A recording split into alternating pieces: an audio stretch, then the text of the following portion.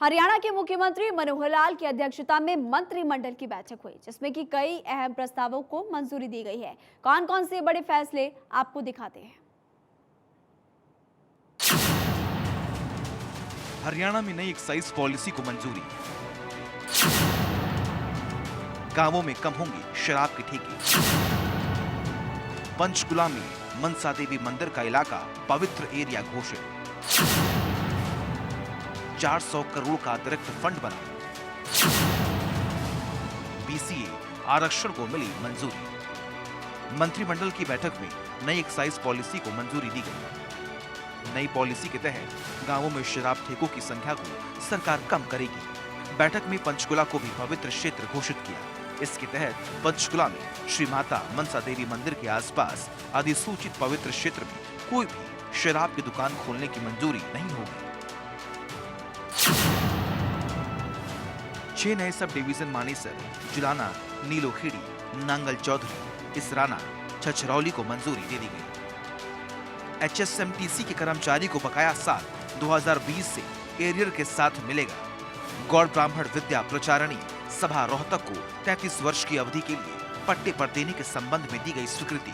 राज्य लेखा परीक्षा निदेशालय नाम का ऑडिट गठित करने का प्रस्ताव मंजूर। कृषि व्यवसाय एवं खाद्य प्रसंस्करण नीति 2018 में संशोधन को मंजूरी। 3,500 करोड़ के साथ 20,000 लोगों को मिल सकेगा रोजगार। मुख्यमंत्री मनोहर लाल ने कहा कि पर्यावरण को ध्यान में रखते हुए 29 फरवरी 2024 के बाद शराब की सप्लाई सिर्फ कांच की बोतलों में ही की जाएगी। इसके साथ ही अब 4,000 की आबादी वाले गांव में एक ठेका होगा, जिसके लिए इस बार सरकार ने 11.50 करोड़ राजस्व का लक्ष्य निर्धारित किया है। हमारा जो पिछले वर्ष का यानी वर्ष भर का जो टारगेट था रेवेन्यू का, पहली बार वो 10,000 करोड़ रुपया पार होने जा रहा है। क्योंकि अभी उसमें 1 महीना बाकी है, तो उस 1 महीने का जो एवरेज के हिसाब से 10,000 करोड़ रुपए से लगभग 10,500 करोड़ रुपए पहुंच जाएगा। और पहली बार ये 10,000 करोड़ से ऊपर होगा। 2014 में 14-15 में जब हम सत्ता हमने संभाली थी, उस समय ये लगभग 3200 करोड़ था। इन्हें 3 गुना से भी ज़्यादा ये रेवेन्यू हुआ है। और अगर मैं पिछले 5 साल की बात करता हूँ तो ये 5 साल में भी दुगना हो गया है। उस समय भी लगभग 5,500 करोड़ था, तो ये दुगने के आसपास 5 साल में यानी पहुँचा है। 5 साल यानी ये अब से 5 साल यानी ये है 2023 का, तो 2018 का यानी पिछली टर्म से भी 1 साल पहले का। तो एक अच्छी जो हमारी प्रोग्रेस है, प्रगति है, इसमें से ही व्यवस्थाओं को पता लगता है। व्यवस्थाएं हमने खूब अच्छी की हैं। बावजूद इसके कि कुछ शिकायतें बीच में जो आती रहती हैं, उन शिकायतों का निवारण कैसे करना, उस पर कैसे शिकंजा कसना, वो हर वर्ष आगे हम बढ़ते हैं, उन चीज़ों को ठीक करते हैं। तो इस नाते से इन चीज़ों को ठीक करते हुए और हमने अपना रेवेन्यू बढ़ाया है। सीएम मनोहर लाल ने बताया कि गांवों में विकास कार्य बाधित नहीं हो, इसके लिए अतिरिक्त ग्राम सचिव रखे जाएंगे। उन्होंने बताया कि ग्राम सचिव की संख्या 1800 से बढ़ाकर 4,487 कर दी गई है और जल्द ही नियुक्ति की प्रक्रिया सरकार शुरू करेगी। तो 2014 में 25 दिसंबर को हमने जो गुड गवर्नेंस डे मनाया था, उसके अंदर सीएम विंडो ये शुरू किया था। और सीएम विंडो का जैसे आप इस पर भी देख ही रहे हैं कि 11,06,899 ये कंप्लेंट्स उस पर रिसीव हुई है, जिसमें 10,23,728 ये कंप्लेंट्स रिजॉल्व हो गई हैं।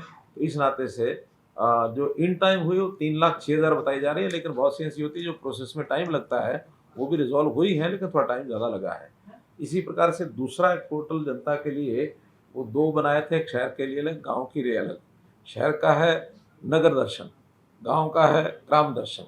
उसमें भी हर गांव का या शहर का अपने एरिया का जो नागरिक अपने हैं, वहाँ की कोई डिमांड है, उसमें मेनली डिमांड्स हैं अपने विकास के काम के लिए। छोटी बड़ी कोई उसकी शिकायत होती है, ये काम किया जाए, ये काम किया जाए, तो वो ग्राम दर्शन और नगर दर्शन में वो उसको अपलोड करते हैं। और अपलोड करने के बाद वो अपने आप डायरेक्टली डिपार्टमेंट के पास जाती हैं। डिपार्टमेंट के लोग उसको एनालिसिस करते हैं, उसकी फिजिबिलिटी देखते हैं, उसका एस्टिमेट तैयार कराते हैं, फिर उसको अप्रूवल करा कर उसको कंप्लीट करने का काम करते हैं। वो भी पिछले 1 साल से हमने उसमें काफ़ी किया है, उस पर भी काफ़ी प्रगति हो रही है। 29 फरवरी से सिर्फ कांच की बोतलों में बिकेगी शराब। ग्राम सचिव की संख्या बढ़ाई, पिछड़ा वर्ग आयोग की रिपोर्ट मंजूर कर दी गई। BC A की आबादी से तय होगा पार्षद पद। हरियाणा नगर निगम अधिनियम में संशोधन को मंजूरी दे दी गई। नगर पालिका अधिनियम में संशोधन को मंजूरी दी गई।